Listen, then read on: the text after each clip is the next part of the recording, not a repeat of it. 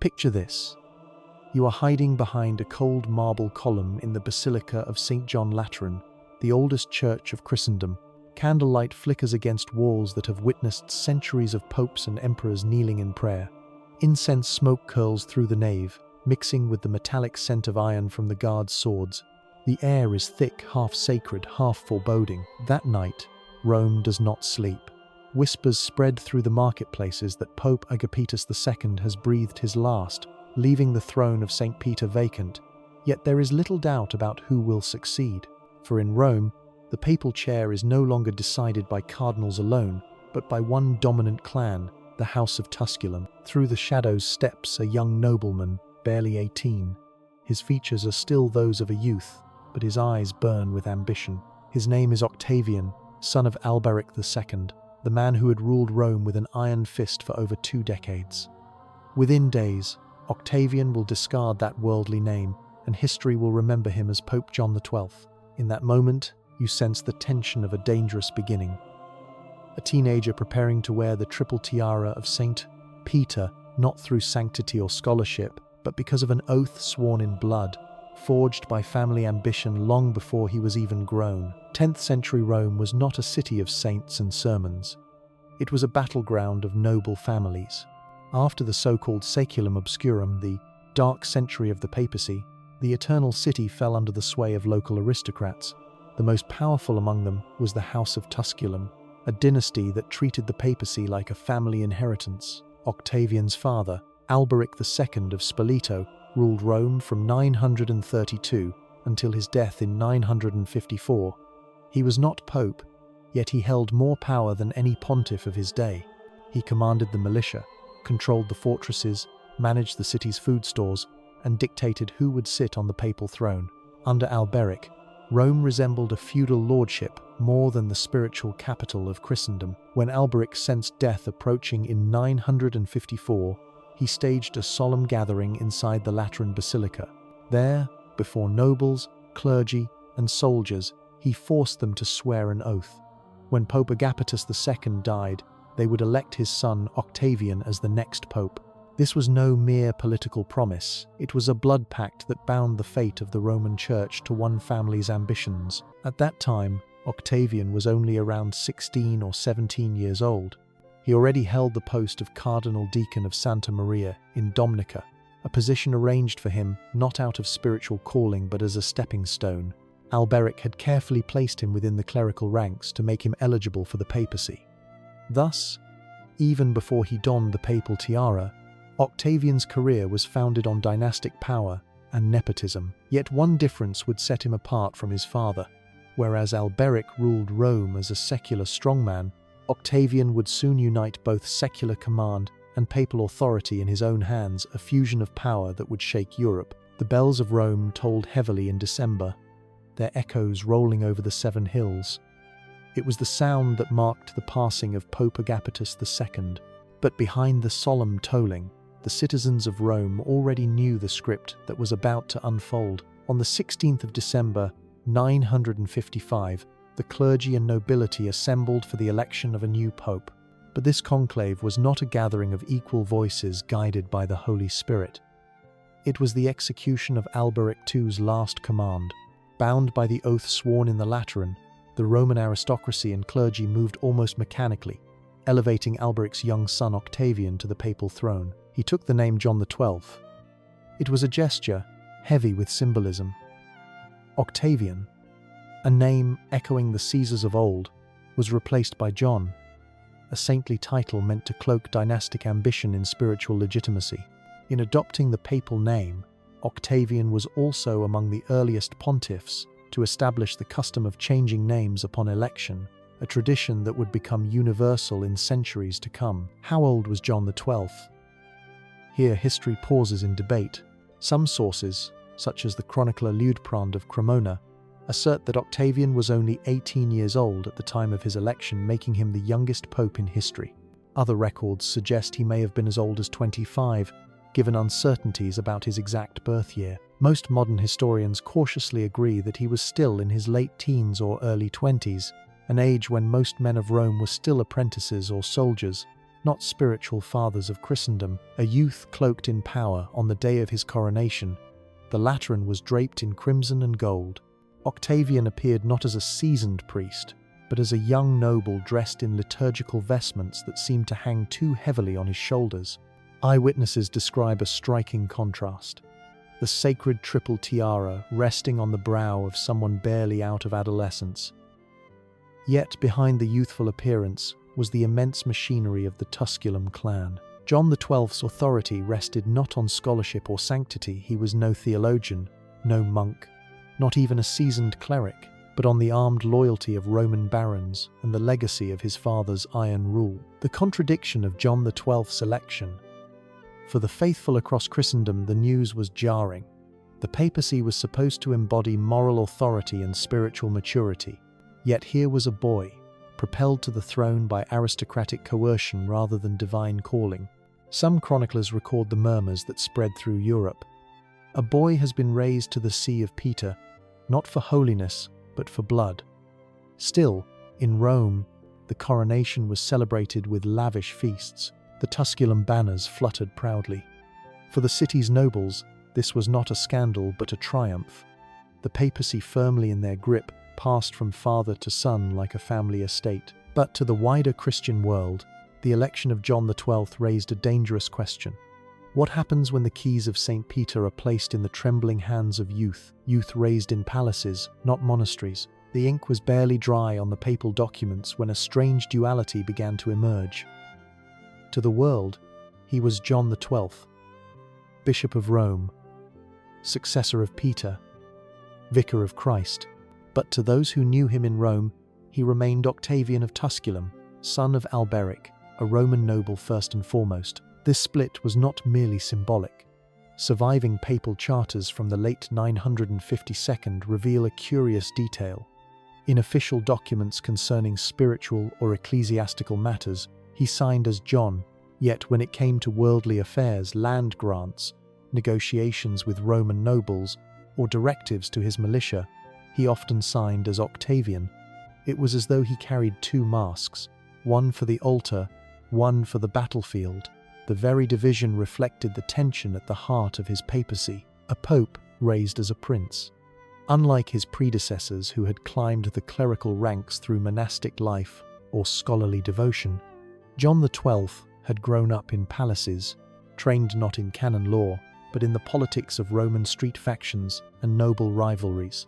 He knew how to summon armed retainers from the Tusculum hills, how to broker alliances with warlords, and how to intimidate rival families within the city. His contemporaries remarked that he often appeared in military dress rather than ecclesiastical robes, riding on horseback with sword at his side, a startling image for the supposed spiritual shepherd of Christendom. Rome under the young pope. In 955, Rome itself was a city split much like its new pope. By day, pilgrims streamed into its basilicas, kneeling before relics and martyrs. By night, noble families feuded in torchlit streets, soldiers extorted merchants at city gates, and taverns buzzed with gossip about the boy pope. For many Romans, John XII was not a distant spiritual figure, but a visible aristocrat, living among them with the swagger of youth. Stories circulated of his hunting parties outside the city, his lavish banquets inside the Lateran, and his preference for noble company over that of monks or scholars. The symbolism of two names. In hindsight, the two names, Octavian and John, tell the story better than any chronicle. Octavian evoked the Caesars, emperors of the old Roman world, masters of soldiers and politics. John evoked apostles and saints, the voice crying in the wilderness, the shepherd of souls. By carrying both names, the young pope revealed the contradiction of his reign. He was at once a noble heir and a spiritual leader, but never fully either. And as his papacy unfolded, the tension between Octavian, the Roman prince, and John, the Bishop of Rome, would lead him into alliances, betrayals, and scandals that shook Christendom to its core. The Lateran bells rang again, but this time not for a papal election. They rang in alarm. By the year 960, John XII's Rome was caught between ambition and danger, the shadow of Berengar II. To the north, King Berengar II of Italy and his son Adalbert pressed their claims with steel and fire. Berengar had long sought to dominate the Papal States. With Rome weakened under the rule of a youthful pope, the moment seemed ripe. Berengar's soldiers raided papal lands, extorted towns, and threatened the fragile independence of the Holy See. John XII, still more prince than priest, found himself cornered. His family's armed retainers could not withstand the full might of a king. The boy pope faced a choice: submit to Berengar or seek a protector strong enough to balance him. A letter across the Alps. In desperation, John XII looked north, past the Apennines, past the Alps, to the rising power of the German king Otto I. In late 960, John sent envoys across snowbound passes with an appeal: come to Italy, defend the church. In return, the Pope would place upon Otto's head the crown of the Caesars. It was a gamble as old as Rome itself.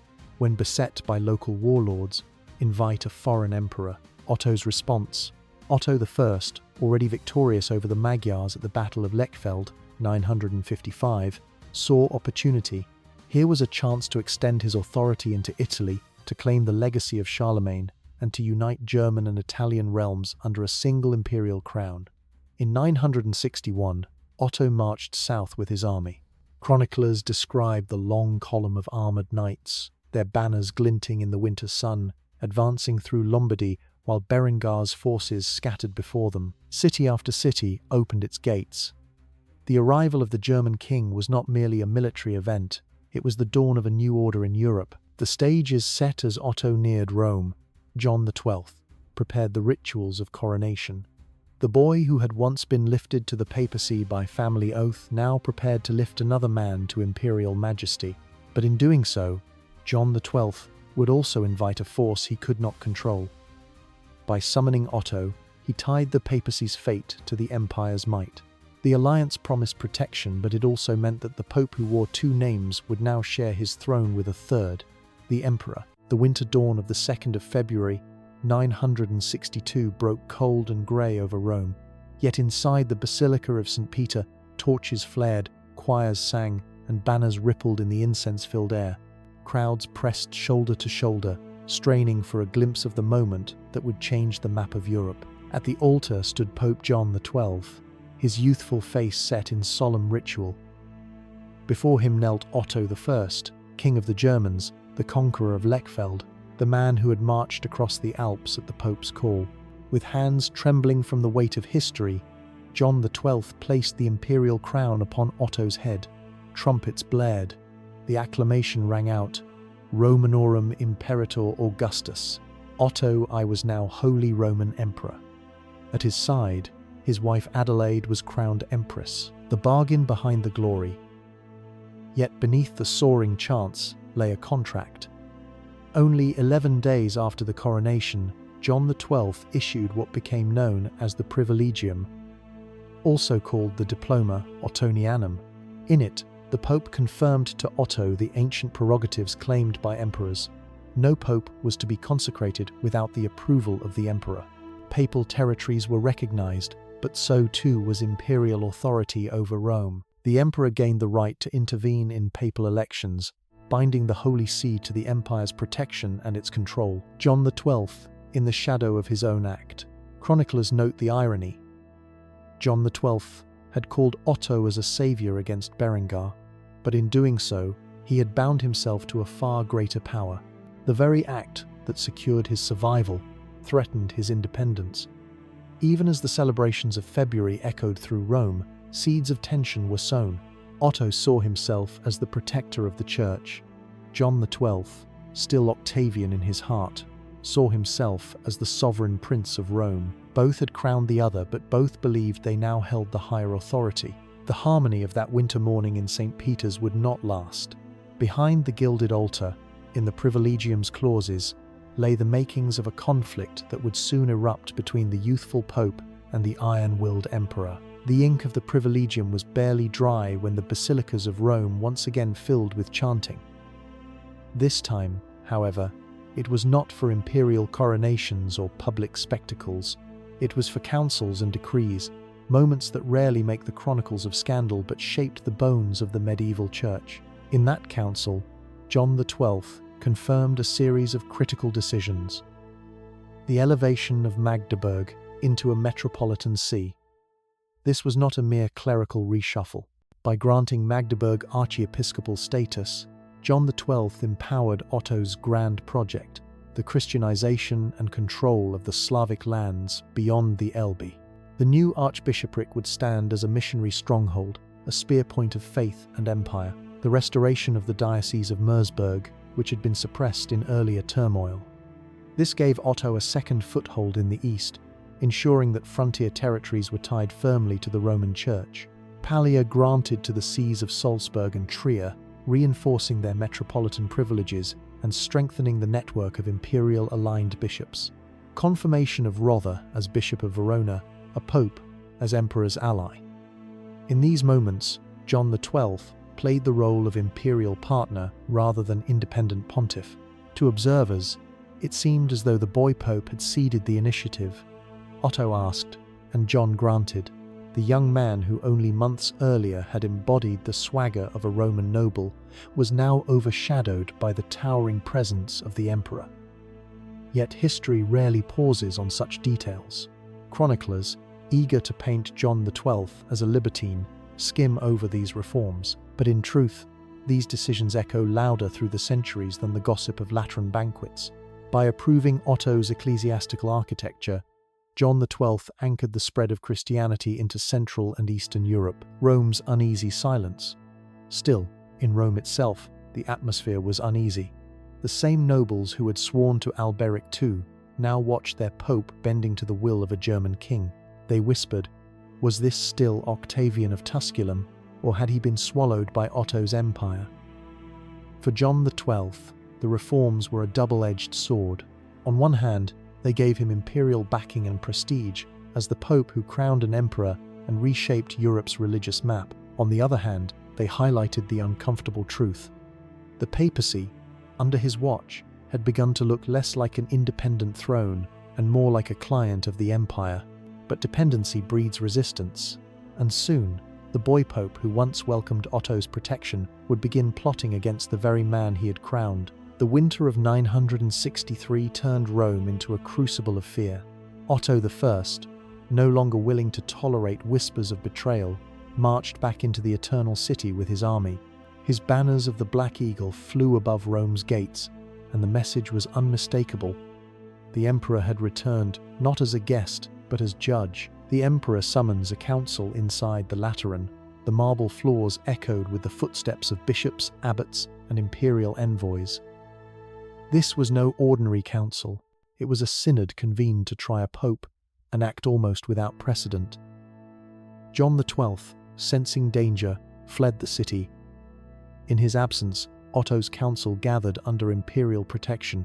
The papal throne, meant to seat the Vicar of Christ, now sat empty as accusations piled high before it. The catalogue of charges Ludeprand of Cremona, chronicler and partisan of Otto, preserves the astonishing list of charges read aloud at the synod.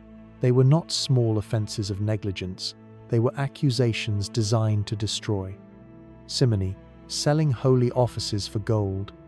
Sacrilege, ordaining a deacon in a horse stable. Perjury, swearing oaths and breaking them without hesitation. Violence, blinding a priest, castrating another, and killing men with his own hand. Desecration, drinking toasts to pagan gods, Jupiter, Venus, and others while gambling. Immorality, turning the Lateran palace into a place of debauchery, keeping mistresses openly, and violating widows, matrons, and even pilgrims. Each accusation struck like a hammer blow. To medieval ears, this was not merely scandalous, it was blasphemy on the throne of St. Peter, a legal farce. Yet even as the charges thundered through the council hall, questions lingered. Canon law required that a pope be summoned 3 times before deposition. John XII had been called only twice. Moreover, the charges came almost entirely from imperial allies, men eager to please Otto. Still, with the pope absent, the synod pressed forward. The council declared John XII deposed and elected Leo VIII, a layman hastily ordained through all the clerical ranks in a single day, to be the new pontiff. Rome holds its breath. It was a moment that shook the foundations of Christendom. For the first time in living memory, an emperor had unseated a reigning pope and installed his own. Some hailed it as justice. Others whispered it was sacrilege. And beyond the walls, in exile, John XII seethed. The boy who had once seemed a puppet now tasted the bitterness of betrayal, and he would not remain silent for long. When the Council of 963 declared John XII deposed, Rome gained a new pontiff, or so Otto I claimed. His candidate, Leo VIII, was elevated in a whirlwind of ordinations. Deacon, priest, bishop, and finally pope, all within a matter of days.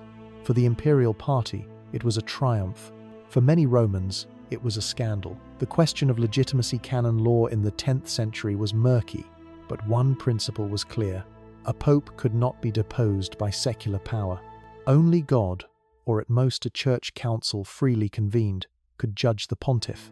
Yet here was Otto, sword at his side, presiding over a council stacked with loyal bishops, proclaiming that a pope's sins made him unworthy of office. Some in Rome accepted Leo VIII out of fear. German soldiers filled the streets, their helmets gleaming in torchlight, a visible reminder of who truly ruled the city. But others resisted. Rumors spread that the deposition of John XII had been illegal, that Leo was nothing more than an anti-pope, a puppet enthroned by imperial will. Leo VIII's early decrees. Despite doubts, Leo VIII began to issue decrees, signing documents as the lawful bishop of Rome. He confirmed privileges to monasteries, blessed imperial policies, and presented himself as the guardian of reform. Otto treated him as the unquestioned pope, showcasing their partnership as the model of a renewed empire and church.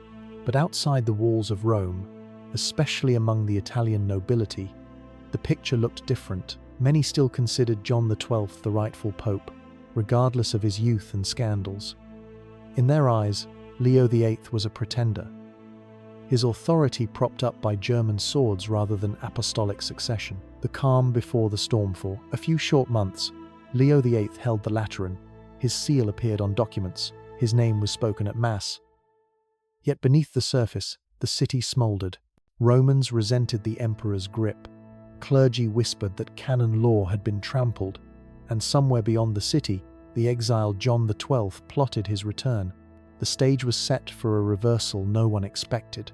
The fallen pope would rise again, and Rome would taste the fury of a pontiff reclaiming his throne. Winter faded into the spring of 964, and with it the balance of power in Rome began to tilt. Emperor Otto I, believing his work complete, had withdrawn from the city, leaving behind his puppet pope, Leo VIII, and a garrison of soldiers to enforce obedience. For a moment, Rome appeared subdued. But appearances deceive. The people's resentment, the Roman nobility, had never forgiven Otto for marching foreign troops into their streets and unseating their chosen pope. The ordinary citizens, too, chafed under the presence of German soldiers who they accused of arrogance, extortion, and sacrilege. Whispered curses echoed through taverns and marketplaces. The emperor has given us not a pope, but a jailer. When Otto's army marched northward to settle affairs in Lombardy, the discontent boiled over. The gates of Rome swung open once more, this time not for an emperor, but for the exiled boy pope. The triumphant return in the 9th of February 64, John XII rode back into the Eternal City. Chroniclers describe him entering Rome like a prince, reclaiming his birthright, accompanied by allies who had remained loyal during his exile. The German garrison, overwhelmed by popular hostility, melted away. Bells pealed from the Lateran. For Romans, it was as though the rightful heir had come home. John XII wasted no time. He convened his own counter-synod, gathering bishops and clergy who supported his cause. With solemn ceremony, he declared Leo VIII deposed and branded him an impostor. The council annulled all decrees issued by Leo and reaffirmed John's authority as the only lawful pontiff. Retribution in Rome. But the young pope's return was not merely legal, it was vengeful. Those who had supported Leo VIII and the emperor faced punishment. Chroniclers recount how some clergy were mutilated, a hand severed here, a nose cut there, while others were exiled or stripped of office. The Lateran echoed not with chants of reform, but with cries of vengeance. John XII, who had once seemed little more than a dynastic pawn, now stood revealed as a ruthless player in the great game of empire and papacy. He had tasted exile and humiliation, and he answered with fire. The emperor's shock news of John's return reached Otto I like a thunderclap. The emperor, still in Italy, could scarcely believe that the pope he had deposed had retaken the city so swiftly. Worse, the Romans themselves had welcomed him back with open arms. It was a reminder that imperial swords could impose order, but they could not manufacture loyalty. For a brief, blazing moment, John XII was once again master of Rome, but the bells that welcomed him back would soon toll again, this time for his downfall.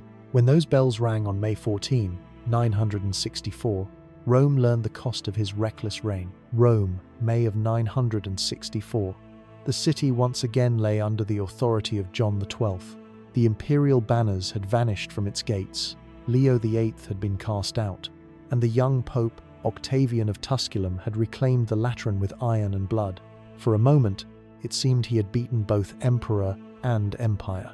But history is rarely kind to such victories. The sudden end on May 14, 964, John XII died abruptly in Rome. He was not yet 30 years old. His reign, brief and chaotic, ended not with the dignity of a pontiff, but with a swirl of scandalous rumor. The official record is sparse, simply that he died suddenly. Yet the stories that grew in the aftermath reveal more about his reputation than the facts themselves. The rumors chroniclers hostile to John XII, especially Liutprand of Cremona, painted lurid tales that he had been killed by the husband of a woman with whom he was committing adultery, that he suffered a fatal stroke in the very act of sin, that divine justice struck him down as punishment for blasphemies and betrayals.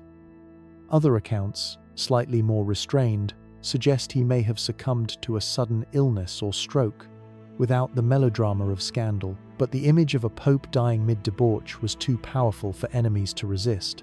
It spread quickly across Europe, confirming in many eyes that John XII had been unworthy of the papal throne. Fact and fiction modern historians caution against taking these tales at face value. The political climate of the time was poisoned. John's enemies had every reason to vilify him, just as his allies had every reason to obscure his faults.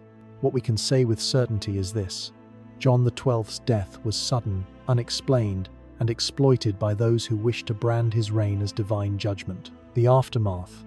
With the Pope dead, the city once again fell into confusion. The Romans elected Benedict V as his successor, a choice that reflected their desire to reclaim papal independence from Otto's grasp. But within weeks, the emperor returned in fury, deposed Benedict, and reinstated Leo VIII. The boy, Pope's legacy was erased almost as quickly as his life had ended. His name became synonymous with corruption, scandal, and youthful recklessness. Yet beneath the tales of debauchery, his reign had also witnessed events of immense consequence: the revival of the Holy Roman Empire under Otto I, the issuing of the Privilegium Ottonianum, binding the papacy to imperial oversight, the creation of Magdeburg as a missionary archbishopric, anchoring the Christianization of Central Europe. The end of Octavian Thus ended the story of Octavian of Tusculum, known to history as Pope John XII. His life burned fast, reckless, and short a comet that blazed across the papal throne, leaving a trail of scandal and reform alike. In the hushed silence after his death, one question lingered: was John XII truly the most corrupt pope in history, or was he simply the victim of a struggle between a young Roman noble and an emperor determined to bend the papacy to his will? Whatever the truth, the bells of Rome tolled again in May 964, not for triumph, but for the closing of one of the most turbulent papacies the city had ever seen. The death of John XII in May 964 did not bring peace to Rome. Instead, it plunged the city once again into a storm of competing loyalties, as Romans sought to defend their independence from imperial control. The election of Benedict V within days of John's burial, the clergy and nobility gathered. The memory of Otto I's heavy hand was still raw, and the Romans were determined not to accept Leo VIII, the man many regarded as an imperial puppet. Instead, they chose Benedict V, a respected cardinal deacon known for his learning and piety. When he was elevated, Benedict was hailed as the grammarian, a man of letters in an age of iron. For the citizens of Rome, his election symbolized defiance, a free pope chosen by Romans, not dictated by a German king. The city erupted in celebration. Processions filled the streets, hymns rose from the basilicas, and for a brief moment it seemed as if Rome had reclaimed her dignity. But beyond the Alps, Otto I received the news with fury. Otto's return, the emperor had left Rome believing the papal question settled. Now, less than a month later, his chosen pope had been cast aside and replaced. To Otto, this was nothing short of rebellion. He marched south with his army once again. Chroniclers describe the emperor descending on Italy like a storm, banners streaming, armored cavalry grinding the roads to dust. His message was clear. Rome would not defy the empire without consequences. The siege of Rome by the 9th of June 64. Otto's forces surrounded the city. Famine crept in, morale collapsed, and the same citizens who had so recently celebrated Benedict's election began to waver. Facing hunger and the threat of slaughter, the Romans opened the gates. Benedict V was handed over to the emperor. In a humiliating public ceremony, Otto ordered his papal vestments stripped away. Before the assembled court, Leo VIII denounced him. His staff was broken across his back, a medieval symbol of deposition. Exile Benedict was not executed. Instead, Otto sent him into exile in Hamburg, under the custody of Archbishop Adeldag. There, far from the marble halls of Rome, the man who had been pope for barely a month lived out his days as a broken figure, remembered more for his learning than his reign. Otto's victory with Benedict V removed, Otto reinstated Leo VIII, cementing his vision of the empire's supremacy over the papacy. The Romans, cowed by famine and imperial might, submitted. For the moment, the emperor had won, but the uneasy balance he imposed, an empire dictating to the church, a papacy struggling for independence, would not vanish with Leo VIII. It would fester, generation after generation, until it erupted centuries later in the titanic clashes of emperors and popes. History remembers John XII as a pope of scandal, gambler, adulterer, even devil worshipper. But when we ask who first told these stories, the answer leads us to one man, Liutprand of Cremona. Liutprand, the emperor's chronicler Liutprand, was no neutral observer. A Lombard bishop allied closely with Otto I. He served as diplomat, envoy, and propagandist for the German court. When the conflict erupted between Otto and John XII, Liutprand's pen became a weapon. His Antipodosis and Historia Ottonis preserve the most detailed accounts of John XII's alleged crimes. They include that he toasted to Jupiter and Venus while gambling, that he consecrated a deacon in a stable, that he turned the Lateran into a brothel, that he blinded and mutilated clerics who opposed him. To medieval readers, such accusations were devastating, but to modern historians, they also raise questions. Were these events real, or carefully crafted slanders meant to justify Otto's intervention? The problem of absence, one striking fact. Apart from Liutprand, few contemporary sources confirm the same lurid details. Other chronicles mention John's youth and inexperience, but not the catalogue of horrors Liutprand lists. Even the Liber Pontificalis, Rome's traditional papal chronicle, is strangely silent about many of these charges, perhaps out of embarrassment, or perhaps out of skepticism. Canon law versus imperial politics. Why such venom? The answer lies in Otto's need for legitimacy. By deposing a pope, an act virtually without precedent, he needed overwhelming justification. If John XII were merely guilty of poor leadership, the act would seem unlawful. But if he were a monster of depravity, then deposition appeared not only justified, but necessary for the salvation of the Church. Thus, Liutprand's lurid portrait served a political purpose. It painted John XII not just as corrupt, but as unfit for the office of Peter in any imaginable sense. The Catholic Encyclopedia's judgment centuries later, the Catholic Encyclopedia still repeated many of Liutprand's charges, calling John XII one of the most immoral popes in history. Modern scholarship, however, is more cautious. Historians today recognize that while John was certainly young, politically reckless, and possibly licentious, Many of the most sensational claims rest on shaky ground, a reputation shaped by enemies. In the end, John XII's legacy may be less about what he truly did and more about what his enemies needed to say he did. His reign sits at the intersection of fact and propaganda, part reality, part caricature, preserved through the hostile lens of imperial politics. And yet, whether truth or slander, the image stuck. For 1,000 years, John XII would be remembered not for crowning Otto or establishing Magdeburg, but for rolling dice, raising goblets to pagan gods, and dying in scandal. For centuries, the story of John XII was told in the same way. A reckless youth who debased the papacy, a libertine on the throne of St. Peter, a warning from history. Yet as historians re-examine the evidence, a more complex picture emerges. For centuries, the story of John XII was told in the same way. A reckless youth who debased the papacy, a libertine on the throne of St. Peter, a warning from history. Yet as historians re-examine the evidence, a more complex picture emerges. The medieval medieval chroniclers, especially those aligned with imperial power, branded John XII as the most immoral of popes. His reign was cited by reformers in the 11th century as proof of why the Church needed purification. Even Protestant writers in the 16th century, during the Reformation, pointed to John XII as an early example of papal corruption. The medieval chroniclers, especially those aligned with imperial power, branded John XII as the most immoral of popes. His reign was cited by reformers in the 11th century as proof of why the Church needed purification. Even Protestant writers in the 16th century, during the Reformation, pointed to John XII as an early example of papal corruption. This long tradition created an image so blackened that few thought to question it. For generations, John XII was remembered almost entirely as a byword for disgrace. The modern reassessment today, however, scholars take a more cautious stance. They note bias of sources. Nearly all lurid accusations stem from Ludeprand of Cremona, an open partisan of Otto I. Political context. The charges were leveled precisely at the moment when Otto sought to depose John, raising suspicion that they served as propaganda. Youth and inexperience.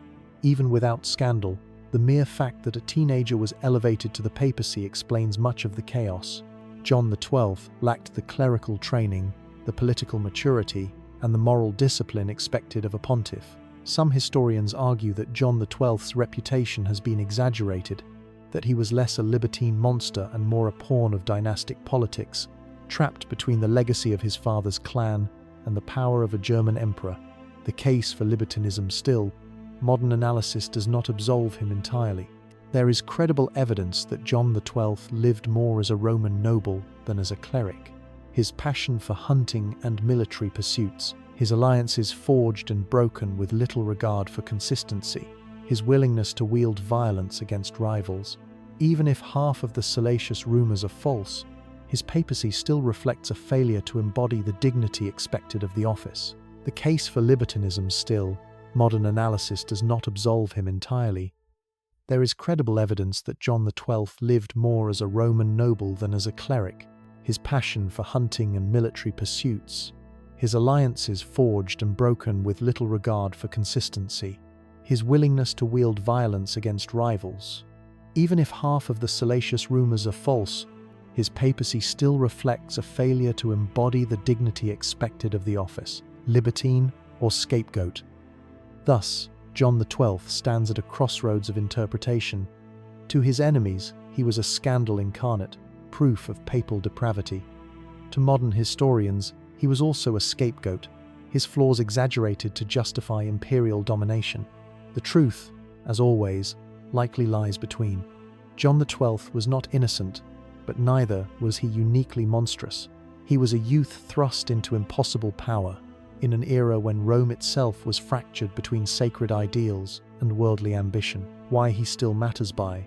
Studying John XII today, we glimpse the deeper forces of the 10th century, the struggle between empire and papacy, the dominance of aristocratic clans over Rome, the way history is shaped not just by deeds, but by the pens of those who tell the tale. And so, While John XII may never shed the label of immoral pope, he also serves as a mirror, reflecting how easily reputation can be crafted, distorted, and weaponized. History loves noise coronations, councils, scandals, but John XII's most enduring effects settled in quietly, like dust after a storm, and then hardened into the structure of medieval Europe. The Privilegium issued days after Otto I's coronation didn't just tidy up protocol, it normalized imperial oversight of papal elections and Roman governance. For decades after 962, emperors would cite that understanding sometimes as parchment precedent, sometimes as naked power to police Rome's factions and tilt conclaves. The arrangement did not end debates, it defined them. When later reformers argued that a pope must be chosen free from secular compulsion, they were really arguing against the Ottonian template John XII helped set. The synodal acts of early 962 Magdeburg raised to a metropolitan see, Merseburg restored, Paglia reinforced look like clerical housekeeping until you follow their ripple. They planted archiepiscopal anchors along the Elbe and Saale that organized mission, jurisdiction, and tribute in Slavic marches for generations. Bishops sent clergy, codified tithes, and built stone where palisades stood. Long after rumors about John's morals faded, his signatures still delineated where cathedrals rose, which chapters paid whom, and how the East was administratively bound to Rome. By accepting Otto's protection and then resisting Otto's reach, John XII authored the opening scene of a drama that would crescendo a century later, the papal-imperial showdown of the Gregorian reform and the investiture controversy. The questions first sharpened under him: who guards papal elections? Who disciplines a pope? What is an emperor's right in Rome? Would be taken up by Leo IX, Nicholas II, Gregory VII, Henry IV, and the princes of Germany. Decrees like the 1059 Lateran election reform read like reversals of the Ottonian clauses John had conceded. Reformers needed villains as well as ideals. John XII became a didactic figure in sermons and polemic. The boy, prince on Peter's throne, proof that aristocratic capture of the papacy corrupts both altar and city. Whether or not every lurid charge was true, his image fueled the case for clerical celibacy, canonical elections, and the independence of spiritual jurisdiction. Centuries later, Protestant writers would repurpose that same image as Exhibit A in broader critiques of Rome. John XII's crowning of Otto I relit the imperial idea in Latin Europe. With it came a cultural program, court schools, manuscript workshops, and a theology of kingship that draped the emperor in biblical and Roman language. The basilicas of Rome became again the stage for a two-throne choreography, altar and diadem in mutual display. Even when the partners quarreled, the grammar of sacral empire endured. By calling the Germans to save him from Italian rivals, John XII taught Rome a durable lesson. Foreign protection arrives with terms. After 962, communal revolts, senatorial revivals, and papal policies all carried a memory of garrisons in the streets and a council that judged a fleeing pope. Roman politics thereafter measured every alliance against that winter. Octavian and John were more than signatures. They were a parable of the 10th century prince and pontiff in one body, each claiming priority. Later centuries would try to untie that knot by walling the clerical estate off from lay lordship. But the knot itself tied so tightly in his brief reign made the need for that separation obvious. Strip away the gossip, and you still find three stones that stayed set. Empire restored in Roman right, a model every successor had to reckon with. Eastern ecclesiastical infrastructure planted, Magdeburg, Merseburg, their suffragans, a live controversy who can make or unmake a pope, that shaped canon law and political thought for centuries. In the end, John XII's legacy is not the clangor of dice on a palace table, but the quiet architecture of power and churchcraft his reign fastened into place. Others would refine it, resist it, or attempt to repeal it. Few would escape it. The story ends where it began in Rome, under the shadow of the Lateran bells. On May 964, as the death of John XII spread through the city, the bells tolled once more. They had rung for his election, they had rung for Otto's coronation, and now they rang for the funeral of a pope not yet 30. Each toll carried not just grief, but the weight of a question that would echo for centuries. What happens when spiritual power becomes the prize of worldly ambition? The marble halls of the Lateran still stood, their walls bearing silent witness. They had seen a boy enthroned, an emperor crowned, and councils that dared to judge the vicar of Christ. They had heard oaths sworn, decrees issued, and accusations hurled. Now they stood silent, while another pope, Benedict V, and then Leo VIII restored took up residence, but those stones remembered. And generations later, when reformers denounced corruption or emperors claimed the right to meddle in Rome, they looked back to these same rooms, where John XII and Otto had first tested the fragile balance of papacy and empire. When the bells of the Lateran rang after John XII's death, many in Rome must have wondered, was it a warning? A reminder that sacred offices cannot be treated like dynastic inheritances?